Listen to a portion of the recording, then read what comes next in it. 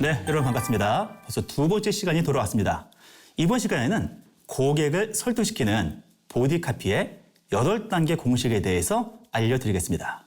자, 이걸 어디다 써먹냐? 이렇게 여러분들이 카카오톡 스토어에서 상품 상세 정보 있죠? 이걸 작성할 때 이 공식을 써먹을 수가 있어요. 자, 펄슈에이드 8단계 공식에 대해서 말씀드리겠습니다.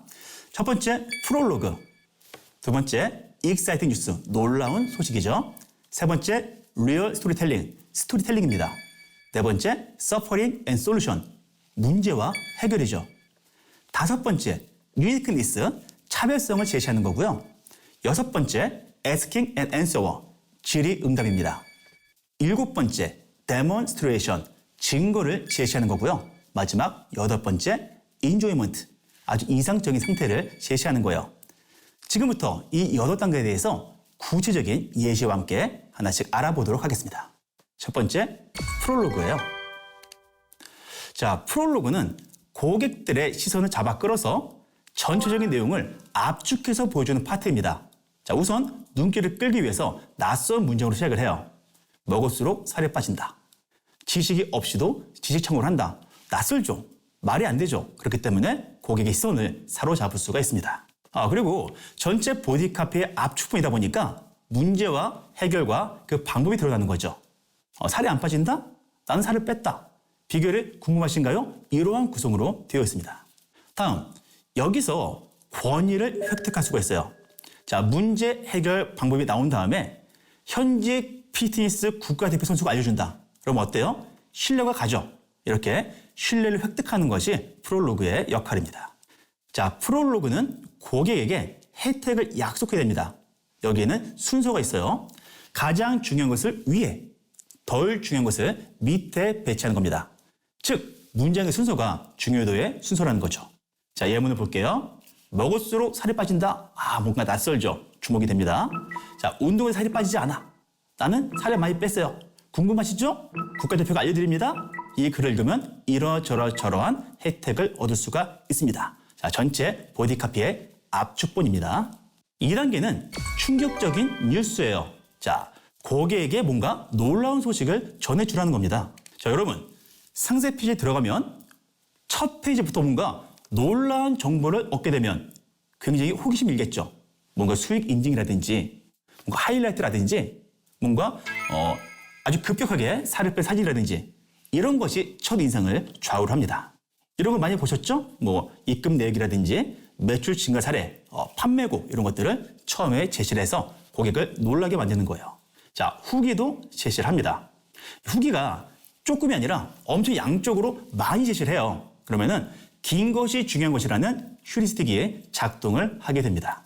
또는 아주 급격한 반전 스토리, 3개월 만에 꼴찌에서 1등으로 이런 식으로 놀라운 소식을 전해줄 수도 있겠죠. 자, 서프라이징 뉴스를 보겠습니다. 이런 거, 4,000번 캡처 업무, 클릭 한 번 해결, 대체 누구야? 이런 식으로 고객의 관심을 사로잡을 수가 있다. 이것이 서프라이징 뉴스예요. 3단계는 리얼 스토리텔링, 뭔가 스토리를 말해줌으로써 신뢰를 획득하는 겁니다. 자, 스토리에는 크게 3가지 종류가 있습니다. 첫 번째는 탄생 스토리예요. 이 상품과 서비스가 어떠한 계기로, 어떠한 원료를 가지고 또는 어떠한 장소에서 탄생을 했느냐 이런 걸 말해주는 거죠. 자, 두 번째 유형은 극복 스토리예요. 뭔가 고난을 극복하는 거죠. 나에게 주어진 미션이 있고 고난이 닥쳤지만 결국 이겨냈다. 이러한 흐름을 가지게 됩니다. 세 번째는 성공 스토리예요. 성공했고 효과가 있고 그걸 남에게 확장시킨다 이렇게 되고요. 여기다 플러스 알파로 이렇게 고객의 스토리까지 가미가 될 수 있습니다. 즉, 이 상품과 서비스를 씀으로써 예전에는 이러한 모습이었는데 적용을 해서 애프터 이렇게 좋아졌다. 이렇게 성공했다. 이러한 라인을 형성하게 되겠죠. 자, 한번 예를 들어볼게요. 아오모리 합격 사과의 사례인데요. 이것이 아주 대표적인 탄생 스토리예요. 자, 이게 왜 나타나느냐. 태풍이 닥쳤는데 사과가 다 떨어져가지고 농가가 망하게 된 거예요. 근데 그중에 태풍에도 떨어지지 않고 남아있는 사과가 있다는 거죠. 그래서 떨어지지 않는 사과다. 그래가지고 합격 사과로 포장해서 굉장히 비싼 가격에 판매를 했습니다. 이 아오모리 합격 사고가 바로 탄생 스토리에 해당이 되겠죠. 자, 그러면 먼저 문제를 제기를 해야겠죠. 자, 여러분, 여름에 신는 페이크 삭스, 양말 목이 없는 거 있잖아요. 그런 양말. 멋은 있는데 신기가 불편해요. 뭔가 문제가 있다는 거예요. 자, 어떠한 문제가 있느냐? 이 문제라는 것은 부정적인 상황과 부정적인 정서로 나뉘어집니다. 예를 들면 뒤꿈치 부분이 잘 벗겨진다. 자, 이런 상황에서 어떤 걸 느끼게 될까요? 짜증납니다. 그죠? 자, 또 신다 보면 이거 발등에 자국이 남아요. 자, 그럼 뭘 느끼게 되죠? 아주 간지럽습니다. 자, 마지막으로 한번 빨면 확 줄어들어요. 애기 신발이 돼버린단 말이죠. 자, 그때 어떤 걸 느끼게 되죠? 돈 아깝다. 이러한 부정적인 정서가 드는 거예요. 이게 바로 문제의 세분화입니다. 하나하나 사례로 보여주는 거죠. 자, 예시 자료예요. 이 문제를 보여줄 때도 단순히 글로만 보여주는 것이 아니라 이렇게 눈에 보이게 시각화를 해서 보여줘야 됩니다. 한 번에 딱 와닿죠? 자, 이 문제는요, 그냥 문제로 안 끝나요. 첫 번째 문제는 두 번째 문제를, 두 번째 문제는 세 번째 문제를 불러옵니다. 자, 예를 들어 볼게요. 뒤꿈치가 잘 벗겨져. 그러면 잘 못 뛰어요. 약속 시간이 늦어요. 그럼 애인과 싸우게 돼요. 그럼 이별해요. 밑쪽은 약간 좀 과장한 거지만 이러한 순서로 뭔가 더 큰 문제로 발전할 수 있는 여지가 있다는 거예요. 이러한 문제에 대해서 우리의 상품과 서비스는 해결책을 제시를 해야 됩니다.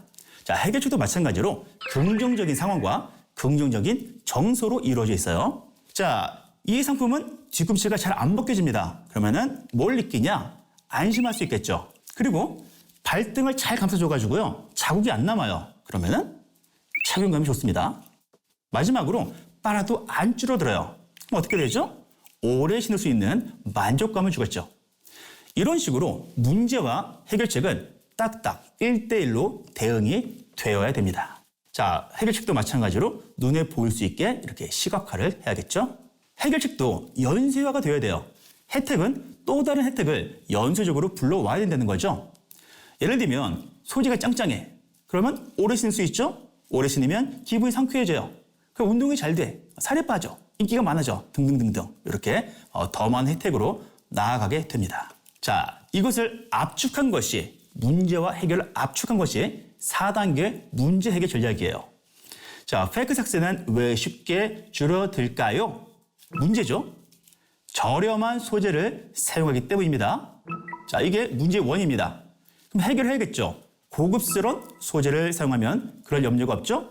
그게 뭐예요? 우리 상품이라는 거예요. 자, 이런 식으로 문제 상황과 문제의 원인, 해결 원리, 해결책을 제시하는 것. 이게 4단계 문제 해결 전략입니다. 예를 들어 볼까요? 모공이 늘어지면 주름이 돼요. 그러니까 모공을 조여줘야 돼. 문제와 해결이죠. 자, 배수구망입니다. 자꾸 걸음망에 막 물때가 생기고요. 곰팡이가 쓸어요. 문제죠. 그러니까 어떻게? 편리하고 청결하게 관리를 해야 된다. 해결책이 제시가 됩니다. 자, 5번째 단계입니다. 차별점을 제시하는 거예요. 차별점이라는 것은 다른 상품들이 많이 있는데 그중에서 우리 상품을 골라야 하는 그 이유를 제시해 주는 거예요. 자, 차별점의 사례를 보도록 하겠습니다. LG 그램은 무게가 가벼워요. 무게가 차별점이고요. 쿠팡은 속도, 고어텍스는 기능, 배불리 먹는 집은 양, 최저가 보상은 가격이 차별점입니다. 이러한 차별점을요, 유니크 셀링 프로포지션, 줄여서 USP라고 하는데요. 이것은 차별 핵심어로 표현이 되어야 돼요. 자, 100% 수제로 생산해서 급냉했습니다. 이 100% 수제, 즉 정성이라는 것이 차별 핵심어가 되겠죠. 자, 원유의 차별화, 블라블라블라. 자, 원유가 다르다. 이것이 차별 핵심어입니다. 이렇게 우리가 차별점을 제시할 때는 두루뭉술하게 하는 것이 아니고 특정한 단어를 써서 분명하게 제시를 해야 됩니다. 자, 어떠한 방식으로 주어지느냐? FAQ나 Q&A 방식으로 주어지게 되죠. 이러한 정보는요, 고객의 후기를 참고해서 우리가 정리할 수 있고요. 답변을 줄 때는 애매모호하지 않게 짧고 분명한 말투로 확신을 줘야 돼요. 자, 예를 들어 볼게요. 가구 제작 기간이 너무 오래 걸린 거 아닌가요? 자, 이런 질문에 대해서 이렇게 죄송하다. 제작 기간이 긴 편이다. 솔직히 말해주고 왜 그런지를 밝혀주는 겁니다. 328개의 체크리스트로 꼼꼼히 검사를 한다는 거죠. 이 질문과 답변이야말로 우리 상품과 서비스의 단점을 공개할 수 있는 절호의 찬스예요. 자, 고객은 단점을 공개할 때 오히려 신뢰를 가지게 됩니다. 자, 7단계 증거 제시예요. 증거 제시는 제가 지금까지 말씀드린 카피가 진짜라는 것을 구체적이고 객관적인 증거로 입증하는 단계입니다. 자, 그 중에서 가장 중요한 증거가 사회적 증거예요. 자, 이건 뭐냐면 이미 다른 사람들도 이 제품을 사고 있다는 증거입니다. 자, 인간은 사회적인 동물이죠. 다른 사람의 행동을 따라하게 되어 있어요. 그래서 누군가 물건을 구매하고 있다면 자기도 그 물건을 구매하고 싶어지는 겁니다. 그래서 현재 구매 수량 같은 것이 카피에 표현되기도 하는 것이죠. 자, 고객 후기도 아주 강력한 증거겠죠. 사이트의 후기라든지 카톡이나 문자로 주고받은 후기 또는 손으로 쓴 후기, 사진이나 영상 후기, 이 모든 것이 고객에게 강력한 증거가 될 수 있어요. 이때 중요한 것은 주요 부분에 빨간 네모칸이라든지 또는 형광펜으로 강조를 주는 것이 좋습니다. 자, 사례를 볼까요? 사진 리뷰라든지 별점 리뷰 또는 리뷰 코멘트 이러한 것들로 이게 맛있다는 증거를 제시할 수 있겠죠. 자, 다음 증거는 외적 권위입니다. 외적 권위라는 것은 사회적으로 공인받은 증거라는 거예요. 자격증, 수상 실적, 예를 들면 테스트 통과 인증, 학위, 언론 보도 이런 것들이 해당이 되겠죠. 자, 볼까요? 10년 연속 조지식 시장에서 1위 기업이다. 이런 것이 외적 권위에 해당되고요. 내적 권위라는 것은 그 분야의 객관적인 권위자는 아니지만 내부 사정을 잘 아는 사람의 권위라는 거예요. 예를 들면 전역한 의경이 알려주는 단속 카메라 피하는 법, 알바생이 추천하는 베스트 메뉴 이런 것들이 내적 권위에 의한 증거가 되겠죠. 자, 권위라는 것은 전이가 됩니다. 이게 무슨 말이냐면 권위 있는 것 옆에 나란히 있는 것만으로도 그 권위의 효과를 가져올 수 있다는 거예요. 그래서 많은 상품들이 인증서, 인증마크, 추천서, 로고, 대기업과의 협업, 유명인 고객들을 전면에 내세우고 있는 겁니다. 그 권위가 전이되기 때문이죠. 자, 이연방지 성능 시험 완료. 자, 이런 것도 증거로 제시하고 있는 거죠. 외부 공인기관에 의한 증명이에요. 자, 실험 데이터도 과학적이고 객관적인 증거가 될 수 있어요. 이때는 구체적인 수치 그리고 이미지와 함께 제시를 해야 되고요. 특히나 유아용품의 경우에는 이 인증이 굉장히 중요합니다. 물론 왜곡이나 과장을 해서는 안 되겠죠. 자, 보세요. 자, 미백 효과 확인했다. 인증 마크가 딱 박혀 있죠. 이런 것들은 모두 과학적인 증거를 제시하고 있는 거예요. 다음으로 포트폴리오입니다. 포트폴리오는 자신이 지금까지 해왔던 작업물을 모아서 보여주는 것이고요. 이것이 경력직 임을 증명하는 증거 자료가 되겠죠. 마지막으로 show and sell이에요. 실제 효과를 보여주고 판매를 하라는 거죠. 예를 들면 테이프가 강력하다. 말로만 하는 것이 아니라 이렇게 테이프로 그네를 타거나 자동차를 끄는 걸 보여주는 거예요. 믹서기가 강력하다. 자, 어떻게 보여줄까요? 실제로 블렌테크라는 회사에서는 믹서기에 아이패드를 넣고 갈아버립니다. 아주 강력하죠. 자, 마지막 8단계예요. 이상적인 상태. 이것은 모든 문제가 해결된 행복한 모습을 보여주는 겁니다. 자, 사람들은 어떤 모델을 보고 나도 저렇게 되고 싶다라는 선망을 가지게 돼요. 만약에 변화 전 이미지에서 청중의 반응이 없었다면 변화 후 이미지에서는 슈퍼스타가 되어 있어야 됩니다. 자, 워너비 이미지. 예를 들어서 제초기를 사는 고객에게는 멋진 정원을 가꾸는 가장의 모습을 보여줘야 되고요. 자동차를 판매할 때는요. 직접 시승을 안 해도 상상만으로 가상의 시승을 시키는 거예요. 이것만 해도 계약률이 높아집니다. 그리고 스마일 효과. 행복하면 웃게 되겠죠? 사장님, 직원, 고객의 웃는 얼굴을 어디에나 노출을 시켜줘야 됩니다. 마지막 핵심 가치의 증명입니다. 헤드라인에서 인기를 약속했다면 이 마지막 8번째 단계에서는 친구들에게 둘러싸여 있는 인기 있는 모습을 보여줘야 된다는 거죠. 이게 바로 증명입니다. 자, 이렇게 해서 고객을 설득시키는 보디카피의 8단계 공식 강의를 마치도록 하겠습니다. 감사합니다.